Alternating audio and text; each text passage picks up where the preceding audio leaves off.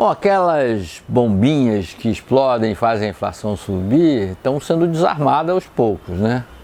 Estamos com uma safra que será recorde da história do Brasil, mais de 300 milhões de toneladas de grãos, mesmo aqueles produtos essenciais para a alimentação dos brasileiros, a gente está tendo uma boa safra, arroz, feijão, oferta de carne também tende a melhorar e baixar um pouco os preços da alimentação. Ainda assim, por causa dos serviços, a inflação está um pouquinho acima da média. Mas vamos dizer que nos próximos 2, 3 meses, os combustíveis vão dar uma contribuição para a queda da inflação. O Petrobras está reduzindo os preços de gasolina, diesel, gás de cozinha, e isso vai se refletir nos índices de inflação, pelo menos até meados de julho.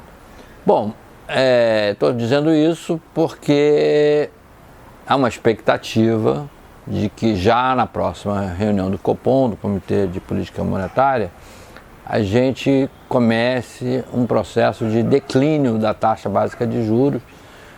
Eu acho que vai ser um declínio suave, porque a inflação ainda está um pouco distante de chegar ao centro da meta. Ideal que a gente realmente, no ano que vem ou no outro, se aproxime bem do centro da meta, que isso vai favorecer o bolso das pessoas mais humildes, né? Quanto mais inflação, mais perde poder aquisitivo as camadas mais pobres, mais humildes da população. Mas eu queria falar especificamente também por que a gente insiste na questão da taxa de juros, né? Por que é importante que a taxa de juros decline, que a gente crie condições para que a taxa de juros decline, né? Que as contas públicas fiquem em ordem, que o câmbio esteja estabilizado. Por que isso é importante? Primeiro porque o que realmente faz a economia alavancar, ir para frente, é o investimento. O investimento tem um poder multiplicador enorme dentro de uma economia.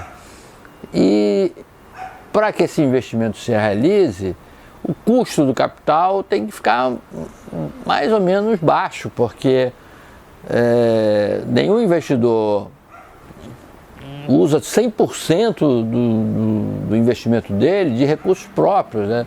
É natural do sistema capitalista que você faça uma parte do investimento com recursos de terceiro. Eu vi outro dia um estudo interessante sobre a responsabilidade do investimento no Brasil.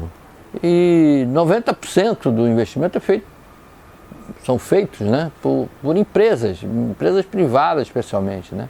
Mesmo considerando as empresas estatais, Petrobras e tal, o setor público e as estatais respondem por 10% do investimento. O investimento privado é a alavanca da economia brasileira hoje, né? Ainda que se sonhe numa reestatização da economia, alguns segmentos, essa realidade não existe mais. Hoje quem realmente impulsiona a economia é o setor privado. E se o custo de capital está muito alto, o setor privado naturalmente se retrai, porque ele não vai ter retorno para o investimento, mesmo que tenha um horizonte de longo prazo. A taxa de juros de longo prazo já está até caindo no Brasil, mas é preciso que ela caia mais, que caia em torno de um dígito, né, abaixo de 10%. Alguns estudos mostram que o Brasil já terá condições em breve, né, em breve 2 anos, de ter uma taxa de juros real de 3 a 4%, 3,5% a 4% ao ano, né? Então, se a gente bota uma inflação de 3 a 4%, e digamos que a gente bote mais 4% de juro real, nossa taxa básica de juros não precisaria ser mais do que 7 a 8% ao ano. E aí eu acho que realmente isso pode impulsionar bastante os investimentos, porque a taxa de retorno do capital no Brasil fica entre 12% a 20%, dependendo do negócio, ao ano, né? Então 12% com um juro básico de 8% já é um atrativo para o investidor. E há outras questões que os economistas dão pouca atenção a isso, né? A taxa de juros, como todo remédio que a gente toma, se ela é excessiva e se mantém excessiva por muito tempo, ela tem efeitos colaterais muito negativos, né? Ela faz com que haja transferência de renda na sociedade, né? E transferência de renda para, digamos, quem tem mais dinheiro, né? Os rentistas. Então, todo o objetivo da taxa de juros alta é fazer com que a inflação caia, para que a inflação mais baixa aumente o poder aquisitivo da grande maioria da população. Mas se o remédio que você está aplicando faz uma transferência de renda, o que acontece? Todo o seu objetivo final é anulado. Você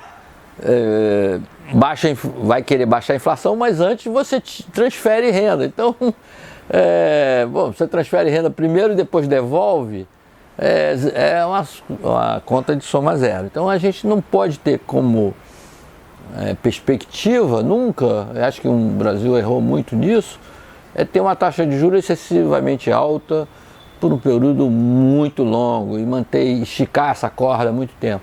Tem que procurar outros mecanismos que auxiliem a economia a segurar a inflação, redução de custos, redução de carga tributária, reduzir a demanda do setor público, enfim, e outras coisas.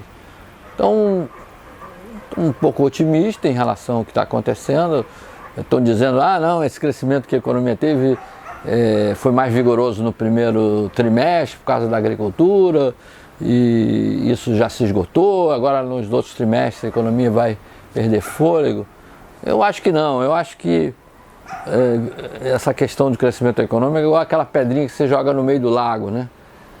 Vai fazendo aquela ondinha até chegar na borda. Então esse efeito da agricultura ele se expande, porque ele se expande primeiro no transporte, nos portos, nas embalagens, no consumo de fertilizantes, na comercialização, nas operações financeiras relacionadas a isso.